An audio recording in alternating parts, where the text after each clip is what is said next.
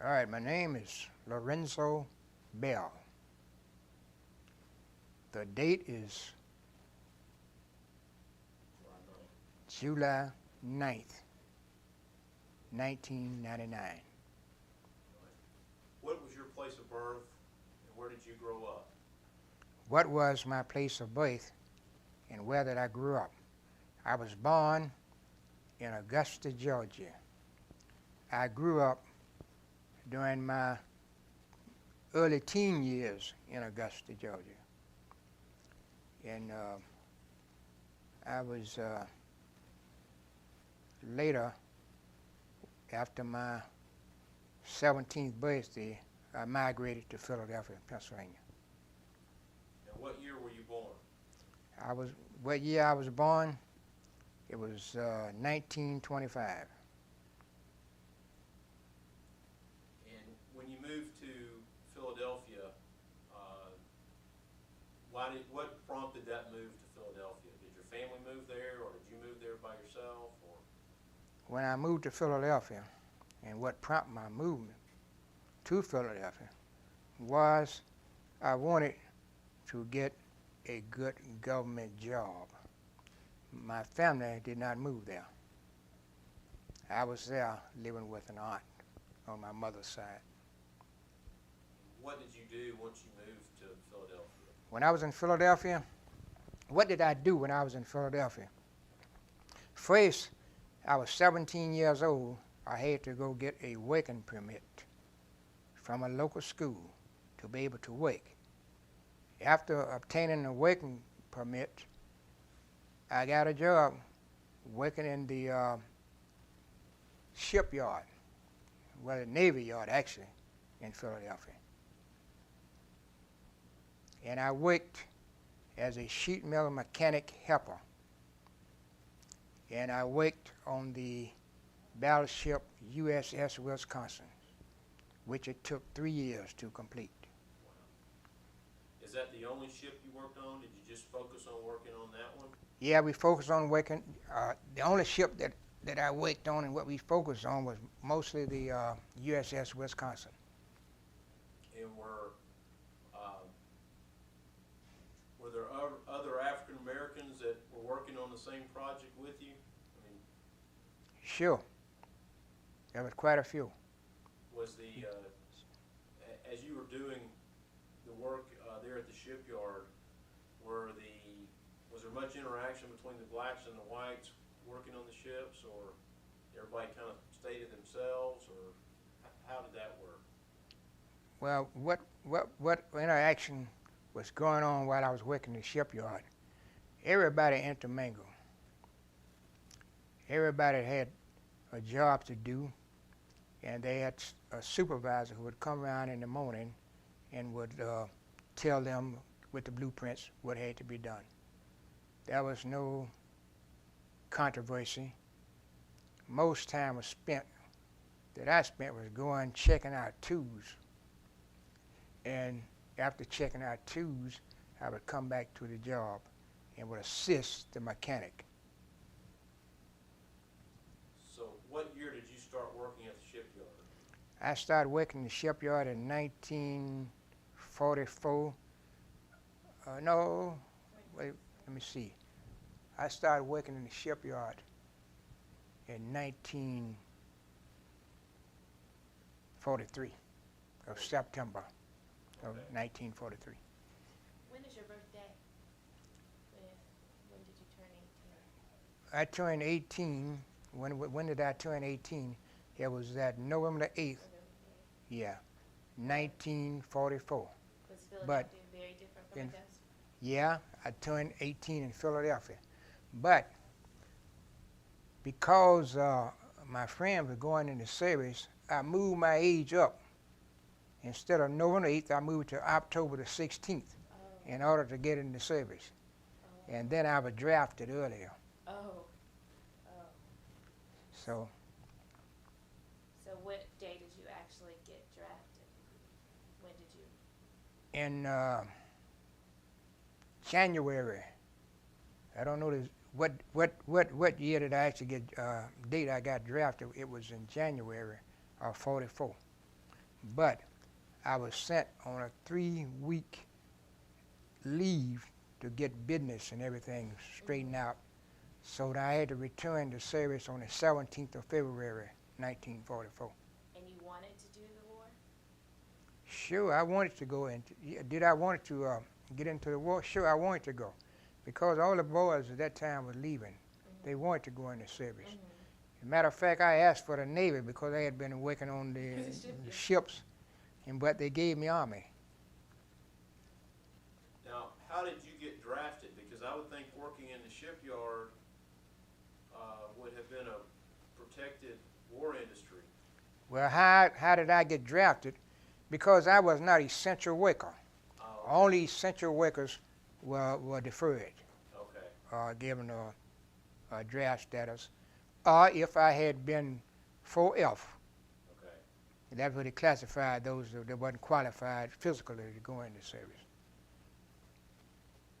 Now, once you were drafted,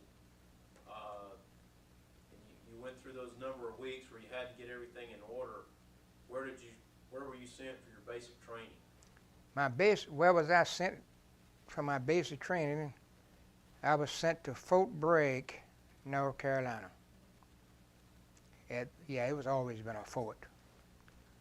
And we did about 6 to 8 weeks of basic training. Once you left basic training and you actually got into some wartime experiences, when you look back, did you think your basic training had prepared you for that? When I look back to see whether my basic training prepared us, yeah, we were well prepared, because most of the recruits at that time, they were just out of high school, and they were mostly boys from from the East Coast, and they were fairly smart. I mean, because they selected us for field artillery, and at that time, you didn't have any blacks in the field artillery. It was considered as a high branch of service.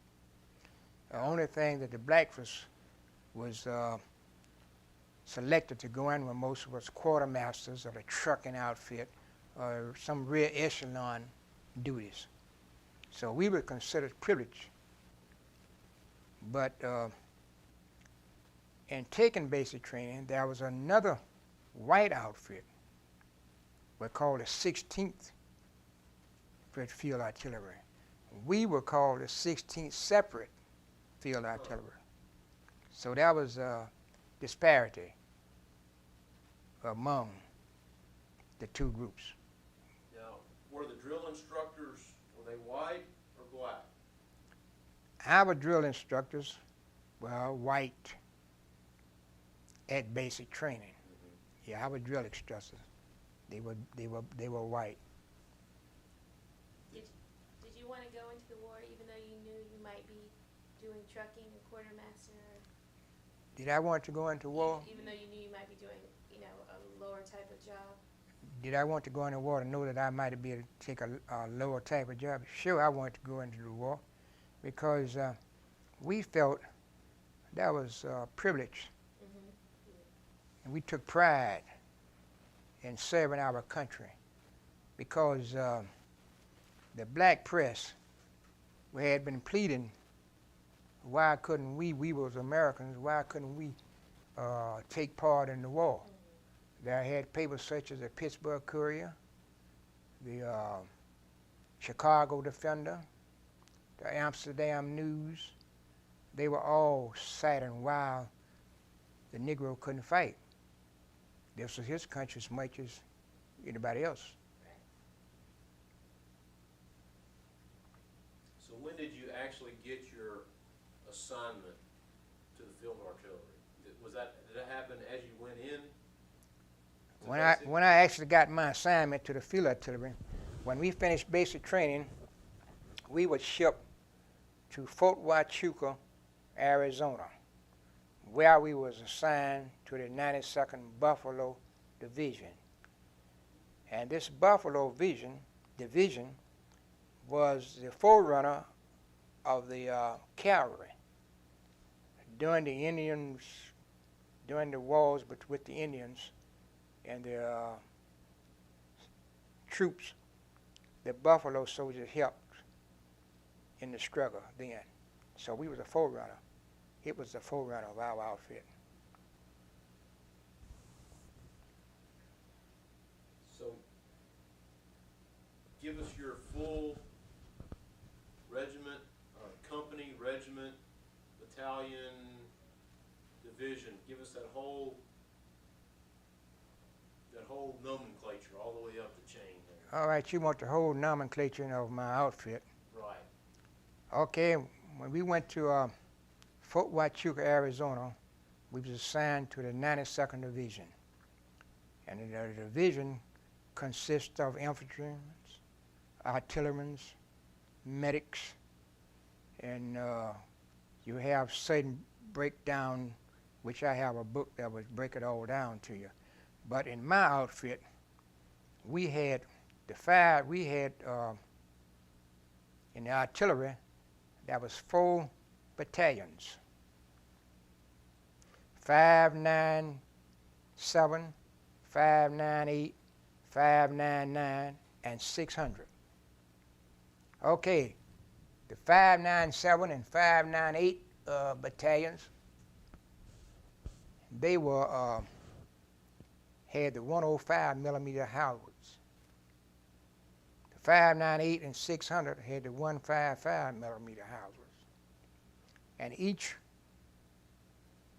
battalion had a colonel that was in charge. And each battalion had 4 companies.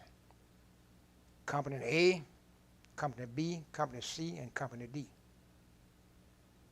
I don't exactly know how many men that time consisted of, but I'd say around 10 men to a company.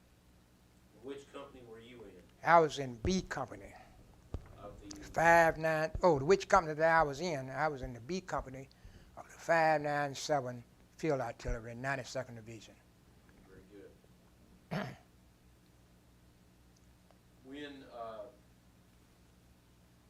When were you first deployed, but outside of the United States?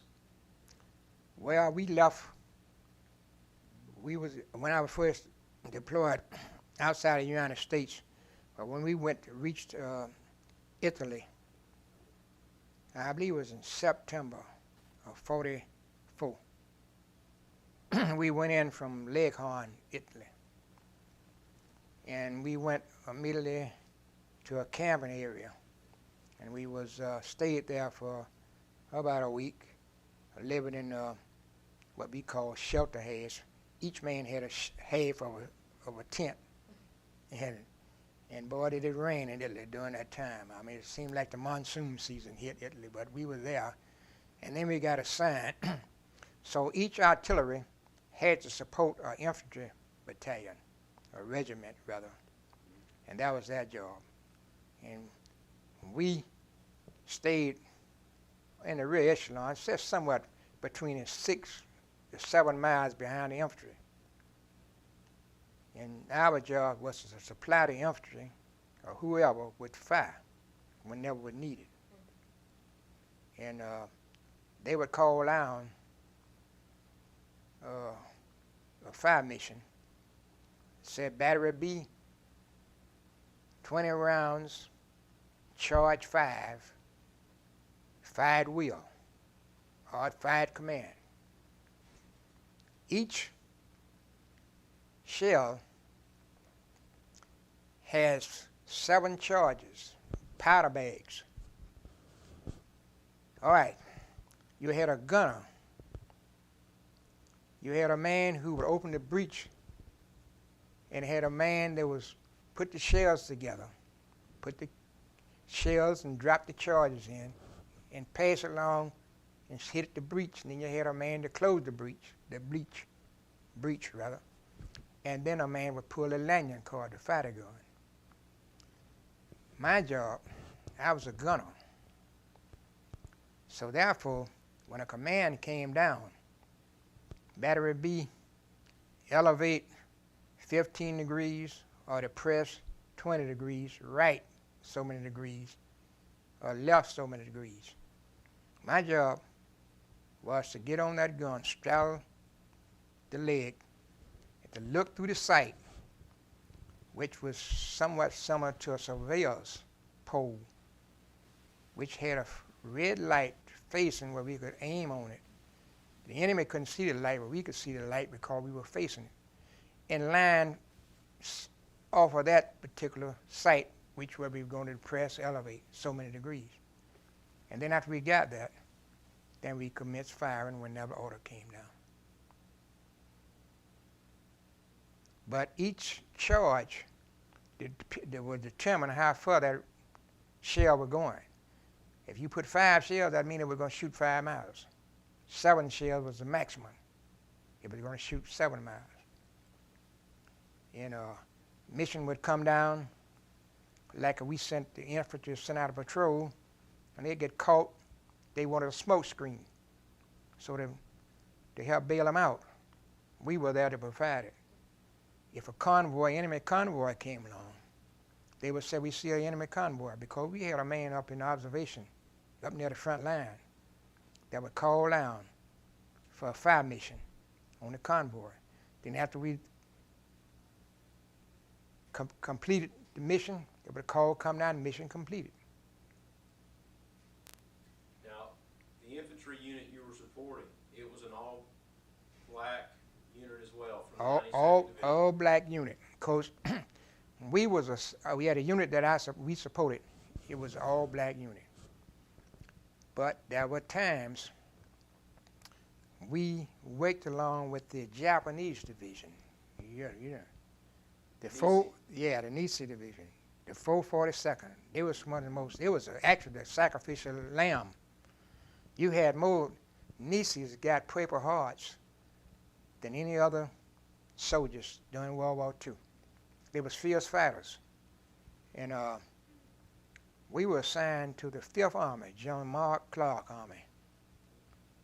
And also was assigned to us the 758 Tank Battalion. We were with them also. They had an AirCAC, which was aircraft, was found aircraft. And we was assigned with that outfit. But the Germans, we were fighting the Germans.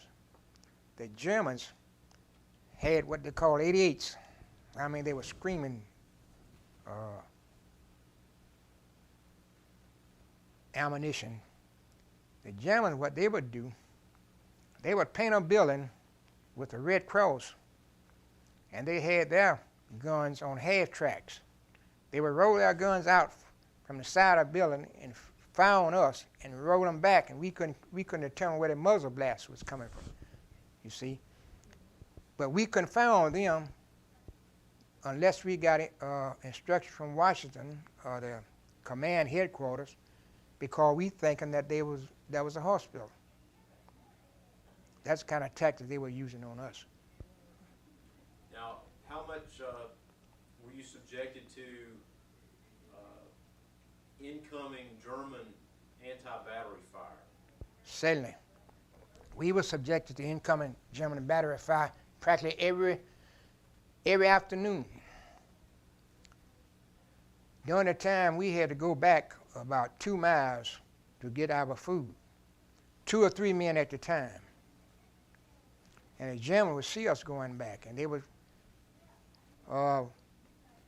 with a barrage, oh man, it would fire on us. And that would pin us down sometime. We had to wait late to get our food.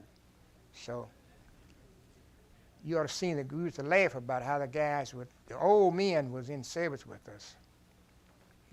Some was 40 years old. But what had happened, they had moved their age back to get defense jobs. And they got caught in the draft. And they would complain about they couldn't run until the Germans started firing on them. And boy, they would hit. What we would do, when we went into a place, we had to first dig those guns in, cover them up with covered sandbags on the side.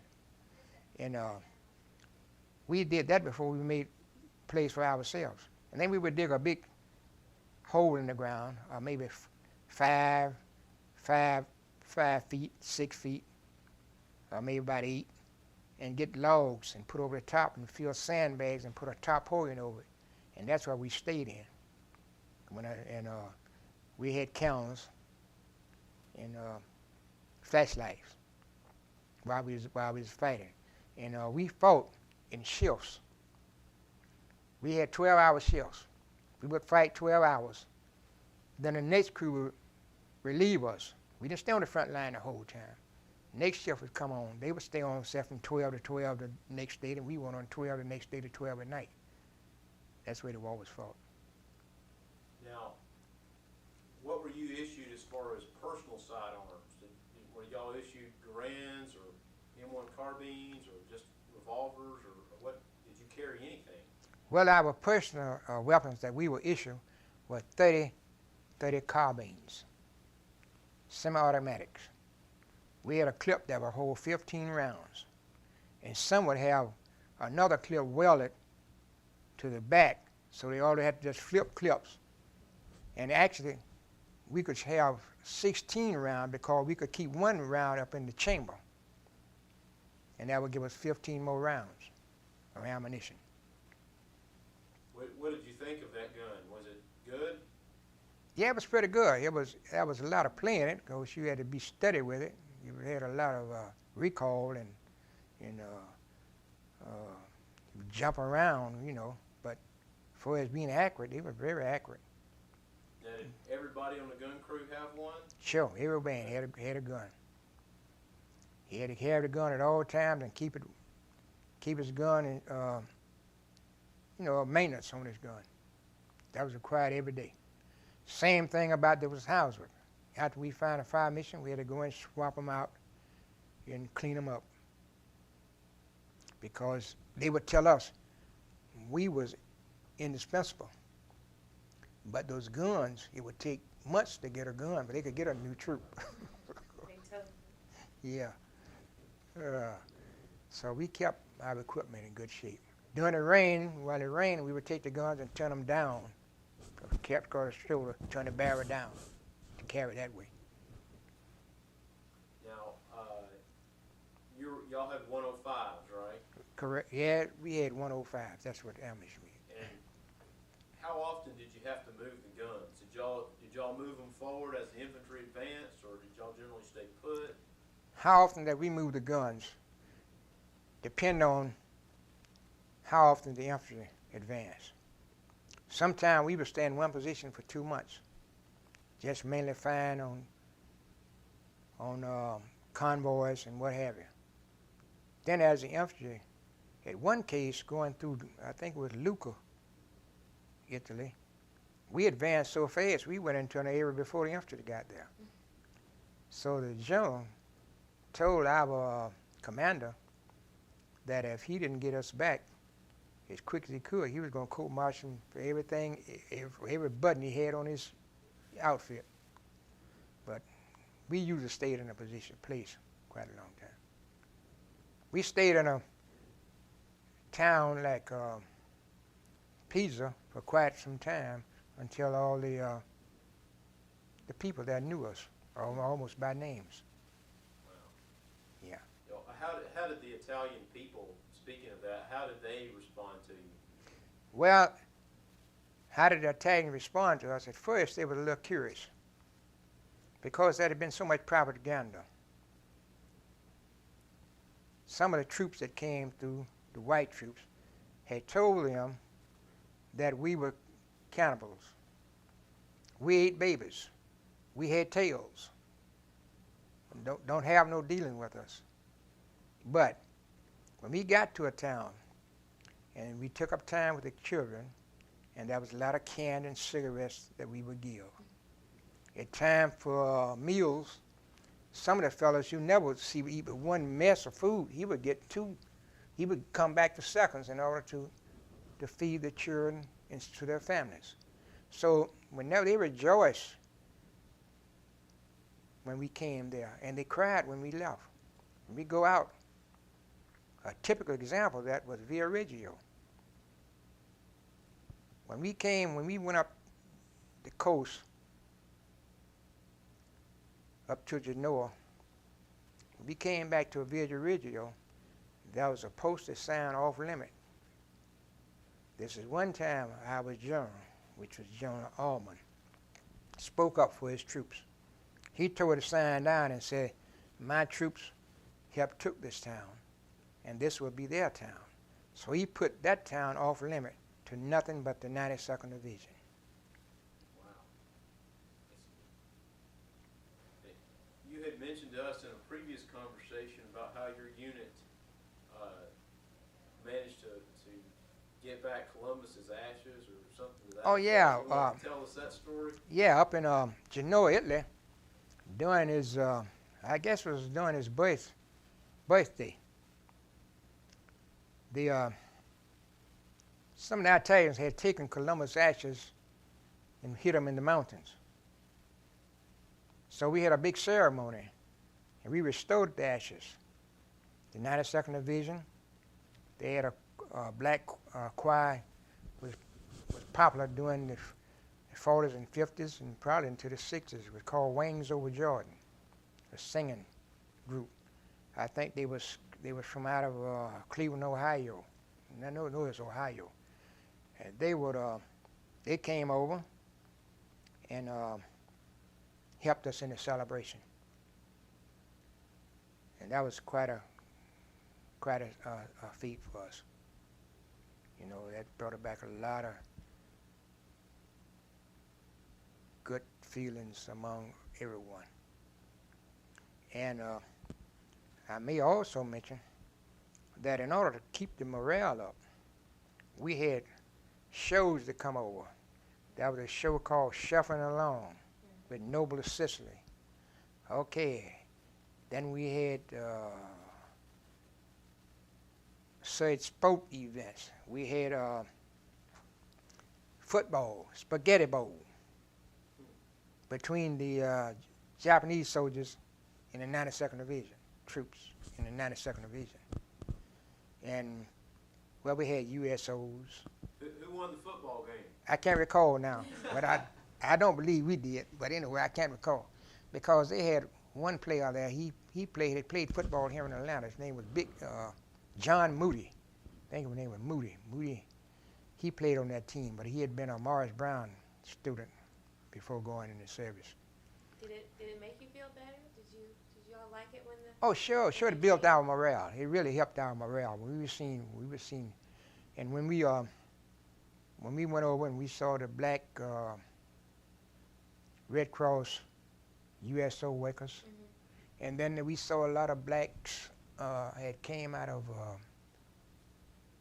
Ethiopia was there, because you know at one time Italy went down into Ethiopia.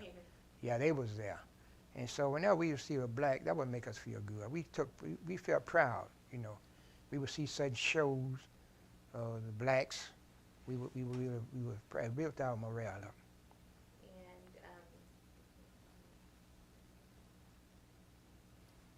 did you get lots of letters to the mail? When did the mail come? I mean, Well, when did the mail come and the letters that we got? Get in touch with you all? No, it wasn't hard to get in touch with us. But the mail would come, had to come through with the APO. And we would get it. Sometime it would be a month late. People sent us packages. They had to send them 2 and 3 months earlier. And we could never mention where exactly we were. We had always said somewhere in Italy in order to offset the enemy. But you weren't allowed to say where you were. We were not allowed to say where we were, but we could just only say somewhere in Italy. And our APO number was in New York, APO New York. And that was a European theater operation. And you said that you were called colored. Did the Italians or the Germans have any names for the black soldiers? We were called colored. Other names. Did the Germans have names for us? The Germans had a lady they called American. Axeless Sally. And they was float leafless, telling us while we were over there fighting, we did not have anything to fight for. They just passed it out to the black soldiers? Yeah, they passed it out, leaflets. Not to everybody, just the black ones? Yeah, well, they dropped it from the air. Oh. Yeah, it was dropped. And they would tell us, why are you over here fighting? The Germans are not your enemy. The Americans are your enemy. That's who you should be fighting. They were trying to tear our morale down, but we didn't go for that. We didn't accept that. But the Italians never did. Italians accepted us as their liberators. Some of the whites, they was just there, thought they were just there. They didn't try to win friends or nothing, but we won friends with them. I don't mean to say that like I'm being prejudiced or biased or anything, but that's the truth. When we were there, they was just amazed. They would come up to us and rub our skin, because, I mean, they had never seen the black before. And they would come around and touch in the back, thought you had tails. And after they found out we were human, the same as anybody else, and how we acted, they were very friendly. You know, had no trouble out of them. Now, occasionally, the guys would pull a few tricks, like selling cigarettes. They would jump them out of cigarettes, something like that sometime. Instead of having 10 packs of cigarettes in a carton, they would have 5 packs and maybe have some sodas or something in the bottom. When they open it up, pay for it, they found no cigarettes there. And then they would say, well, Nero soldati nati bono. The black soldier was no good. You know, that black soldier was no good. But we had our own club where we go to, and had trucks that would carry us every night or every day whenever we wanted to go.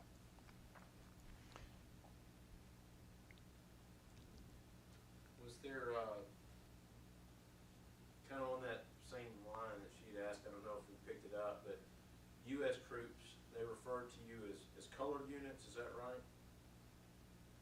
Right. The U.S. troop referred to us as colored units, colored or Negro. At that time, we didn't have any blacks known as blacks or Afro-American. We were known as colored or Negro.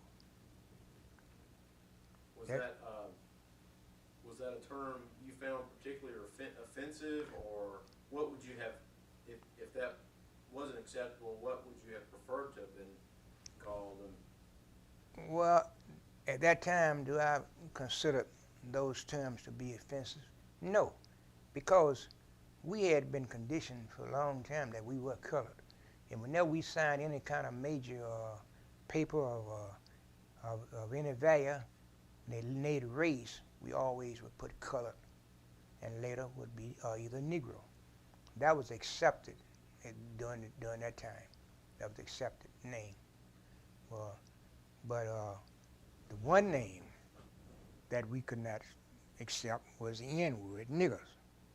Now, we were offended a lot of time by that name. You would call that. Did anyone call you that? Oh, sure. Did anyone call us that name, niggers? Sure. Let me give you one incident here in the United States. When we were traveling from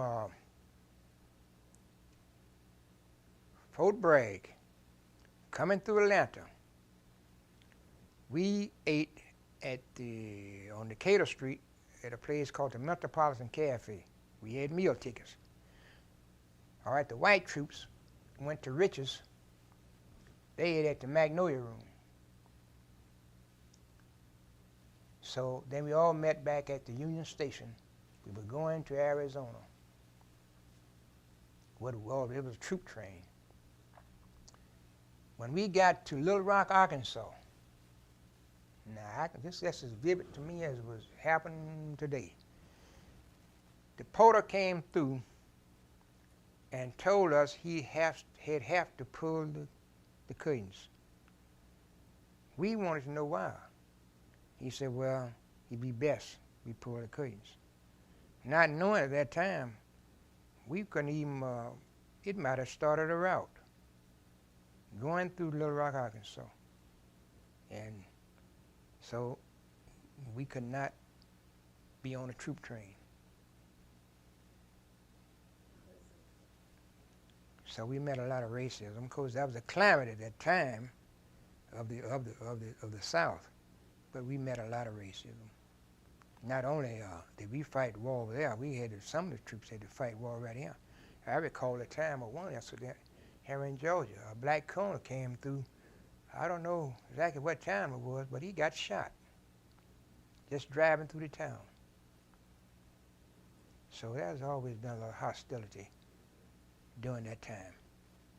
So things hasn't always been like they were, you know. Did you sometimes feel that the colored troops got the leftover in uniforms and supplies? Oh. Or did you get brand new stuff? Oh, sure. Well, I mean, most of our equipment was new. Yeah, our equipment was new. We wasn't. We issued out. We got new equipment. Of course, that's the thing about it. A lot of time we were hard. Well, when we were in Italy, the equipment that we got, once a week, if we could, we would go back to the rear echelon and take a shower, and we'd get a clean outfit, everything clean, socks. At night, we would take socks off and put them to our chest and dry them out because there was a lot of snow over there. And but we got clean. So almost every week you got like a different uniform. Yeah, if we could get back to the rear echelon, we'd get sprayed and get a different uniform. I mean, a change of uniform, clean uniform. Was there any, while we're talking about uniforms, was there any particular piece of uniform equipment you thought was really like a really good thing to have? I mean, and on the same token, were there any pieces that you thought were worthless and you just, a lot of guys threw them away or they got lost or something like that? Were there any good uniforms I thought that was of value or that we could use or was no good? For example, when I went in service, everybody was issued these well, they call them thermal underwears now. I never could get any because they didn't have my size. And I went through the entire army without having a thermal underwear. You were too small. Yeah, because of my size, I never did get them. See, you only was getting what you were issued. If you were issued a sweater, what they call those kind of jackets that we had, I can't call the name of it now, and things of that nature, that's what you got. There's one case, there's a little, that over in Italy, they had some troops over there from, called Senegalese. They were from out of Africa. They were known, they were with the British. Yeah, I think they were attached to the British. They would, they went barefoot. And they would go on the front line, sneak up on the enemy, and cut his neck, and like on an outpost, and stick his neck up and wake the other one up. And oh man, he would just panic to see that. But they were getting paid by the ears and the throats that they would cut. And so one asked me for a jacket. He had one of these British Eton jackets for my field jacket. And I didn't know what he said. He would give me a jacket. And so I didn't want to do it. And the guy said, man, said if they ever pull a knife, they had these swords, whatever they call them, sabers or whatever, they're going to have to get blood if they even cut themselves. So I gave him my jacket. So I went a long time without one. Oh my goodness.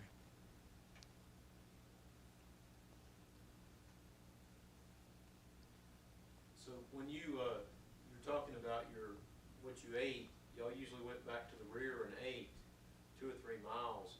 So usually you were getting hot food, right, from the kitchen, or were you eating sea rations or? Well, the food that we were getting when we went back to the rear echelon, it was usually hot food. Now, most foods that we got was dehydrated foods, such as eggs, milk, and each day we got a bar of candy and chocolate candy and a pack of cigarettes. In order at that time, they had different brands of cigarettes. I think such as Lucky Strikes, Camels, and Cheslers, and Philip Morris. And there were certain guys in the group that didn't smoke a certain brand of cigarettes. By me not smoking, which in my time to get Camels, I always get them for somebody else or something like that. But only time that we ate sea ration, that we were moving enemy so fast we couldn't get nothing else, then we would have sea ration. But the infantry, they were the one that got most of the sea ration.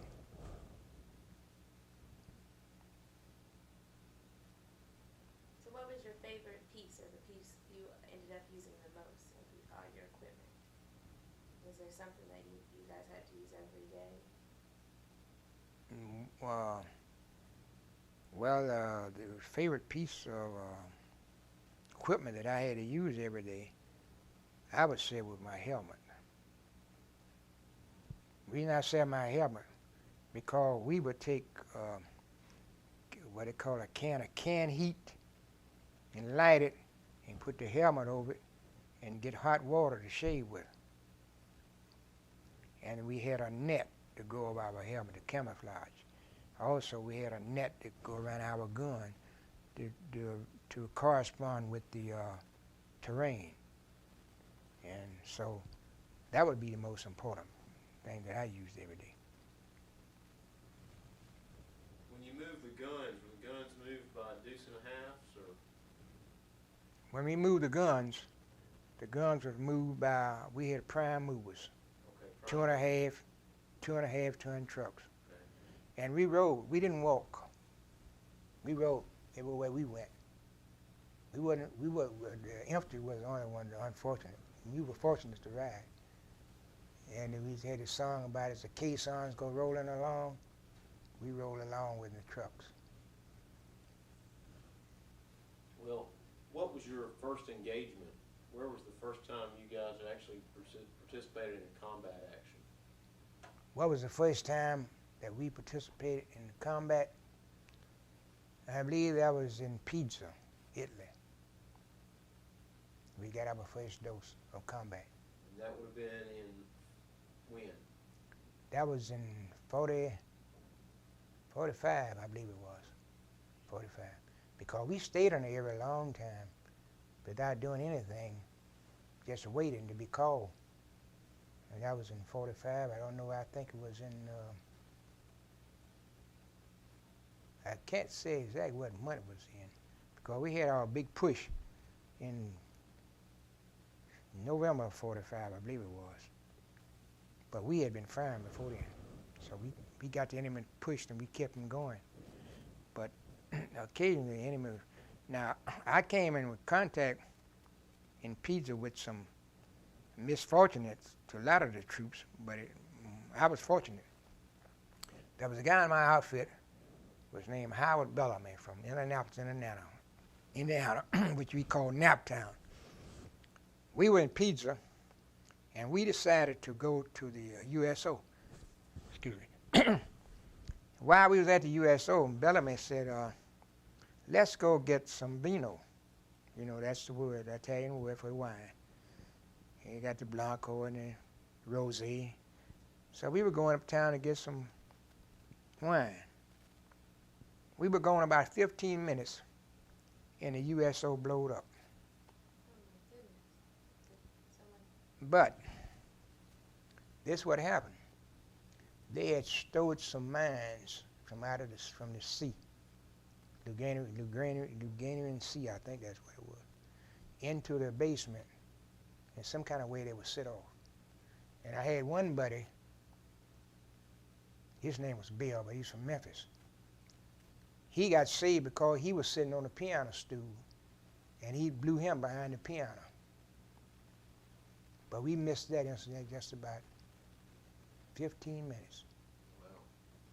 Because we went to go to get wine. In your company, did everybody survive the war? My company was very fortunate. We had one sergeant, which had told them, if you have anything wrong with your lines, with your sight. Do it before nightfall. And he didn't adhere to the command, to the request. And he went out that night and he got shot. And there was one incident that the Germans fired into our position between where we were staying, but it happened to be a dud, didn't go off. So with all of those counter-artillery barrages, they really didn't accomplish much except to keep y'all pinned down. Keep us pinned down mostly. And kept us away from getting our food or what have you. Mm-hmm. But we were more effective with ours because we had the Air Force over there with us. You heard of the 332nd Air Group who came out of Tuskegee. Mm-hmm. They were very effective. Yeah, and they call them the Waffle. What was it? The word for black in German, Waffle. You know, the German Air Force called it Luftwaffe. But they were very fortunate in supplying air power.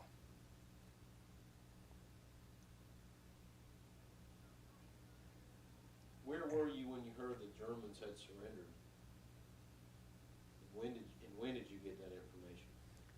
It happened in 44. We were, where was I when the Germans surrendered? I believe we were up near around Genoa. And we heard that the Germans had surrendered. And we said, now we know that we'll be going back home. So I think in November of that year, they deactivated the 92nd Division. And it started this point system, which is points, so many points for each 6 months you stayed in service. And it was rumored that the unit was going to come back to the United States as a whole. But some of the guys said if they came back to the United States, they wasn't going to be the same because there was going to be a lot of destruction because they had been over there and had fought and felt like they were entitled to a lot more than what they were going to get. So they decided they would deactivate the outfits and send them on point system. So therefore our ship and a few more of us were shipped to Vienna, Austria by freight, packed in like cows on a freight car to Vienna, Austria to join a 3478 trucking company. It was a supply company.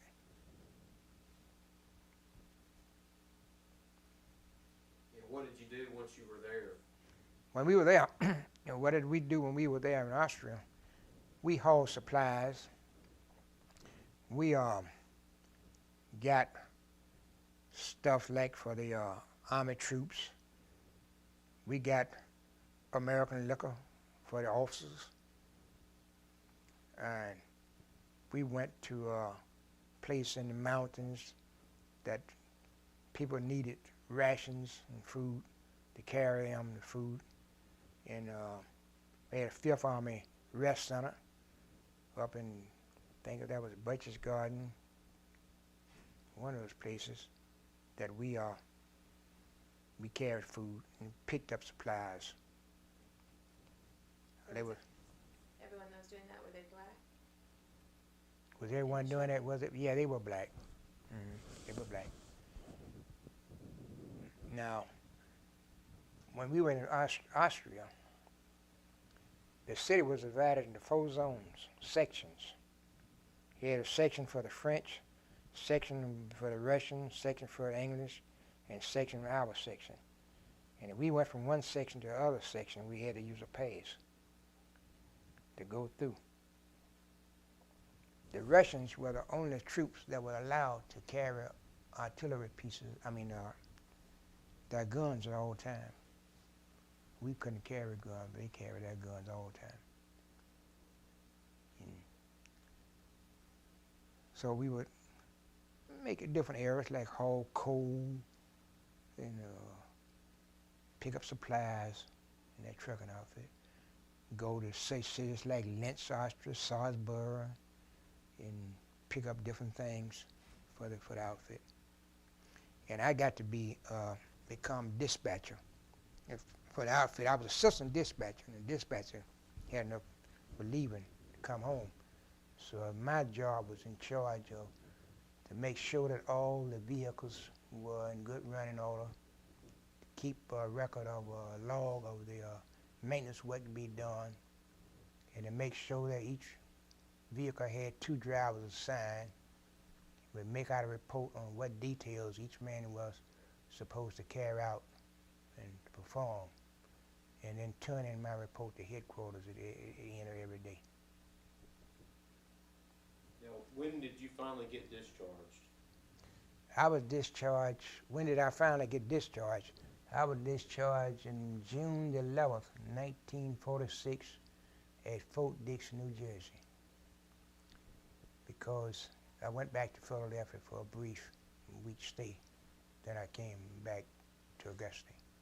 Now, how did you end up coming to Atlanta, and when did you come to Atlanta?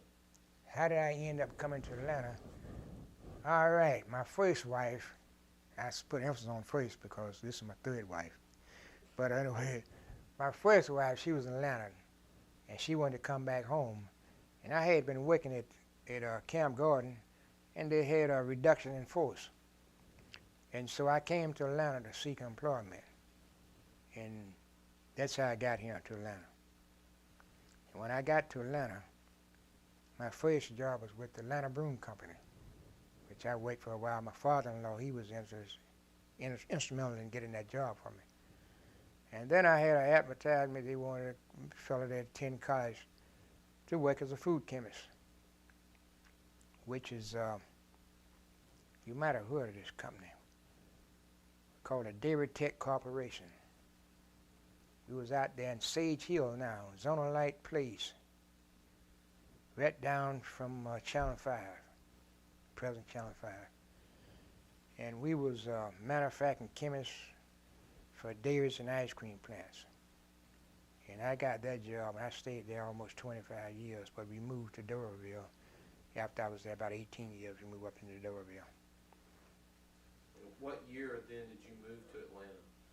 I came to Atlanta in, I think it was September, October 1953. And I've been here ever since.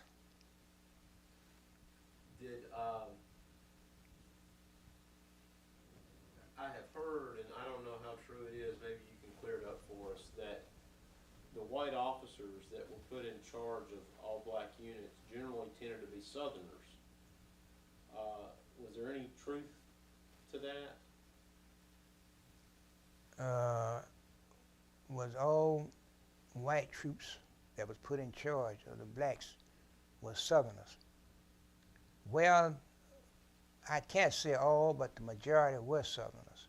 Now, I must give this due respect that all the white officers were not all you might call racist, because one of the best officers that I met, he was from Mississippi, white officer. Most of your races came from your top brass because they wanted perfection. What they did, this is what happened. They conscripted a lot of the troops, the black troops. Prior to World War II, they had a work going on, we call it CC, Civilian Conservation Corps. And they had the guys in this, the government were paying them money to dig ditches and sewers and drains and whatever. So when the war started, they got those guys and threw them in the army. A lot of them was illiterate. A lot of them was illiterate. A lot of them had never worn a suit of clothes until they got in the army, no more overall, or something like that. So they tried to teach them. They had schools. Out at Fort Huachuca, they had this school that they would teach them how to be a good soldier, how to comply with the law, what it meant to be a private. Private Pete was a good boy. Private Pete was a good soldier. It was that kind of basis they taught them to read. So naturally, when they perform on the battlefield, that was a little cowardness.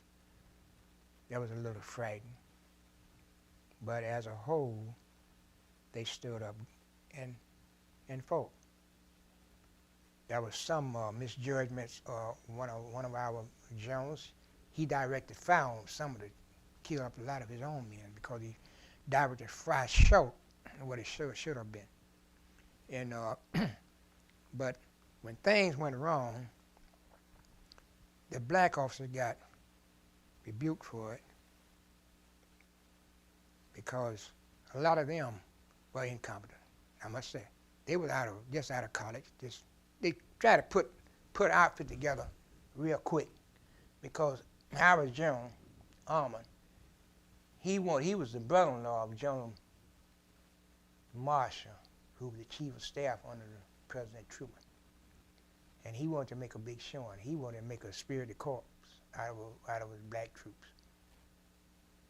He wanted to make a big showing.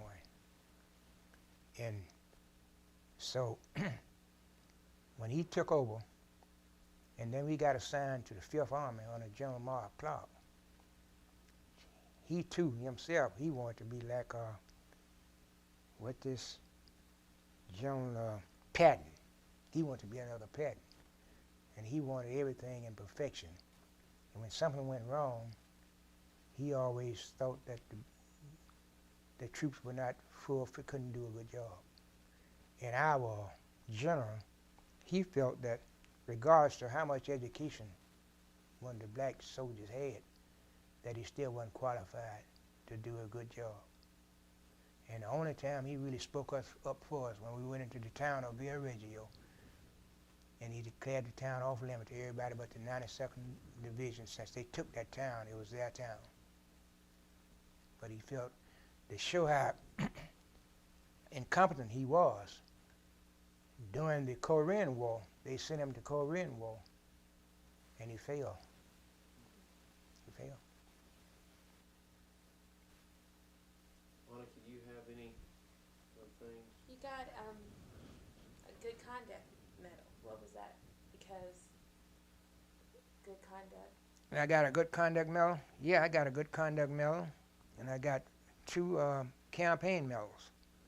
The good conduct medal was for being out of trouble, not getting intoxicated, not getting in fights, and getting along with your fellow soldiers. Did a lot of people get in fights, or? Oh yeah, that was quite a few little scuffles, whenever you find there's a lot of people that were getting, whenever you find a bunch of men together, there's gonna be ribbing and a few would get drunk and they would resent one another, Yeah, so that was a few little scuffles, but it was nothing that the MPs couldn't handle, because they ruled with an iron fist. We had MPs in our outfit. You couldn't compromise with them. I mean, they were just like, what I ain't gonna say bad as stormtroopers, but they used some of those tactics. You know what I mean? Now, They were, I'm sorry, but your MPs in the 92nd Division, were they black or white MPs? the MPs in the 92nd Division, they were black.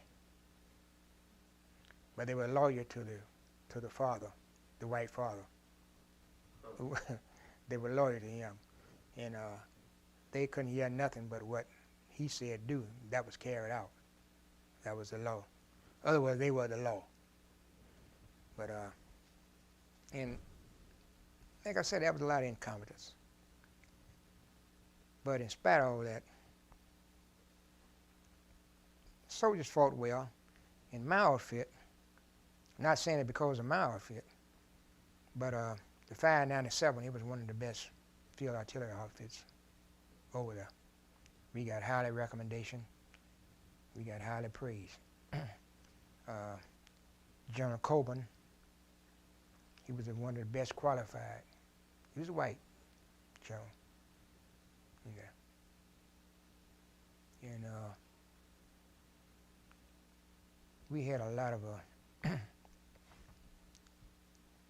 officers was a little mediocre, you know, frightened. Who wouldn't be frightened when you face an enemy like those Germans with fierce fighters, you know? And but the propaganda, one thing I said, the propaganda didn't get to us.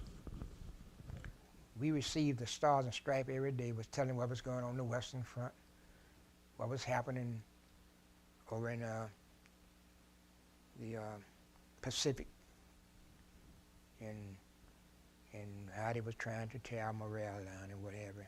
So we didn't pay any attention. And what John Patton was doing, how he was advancing.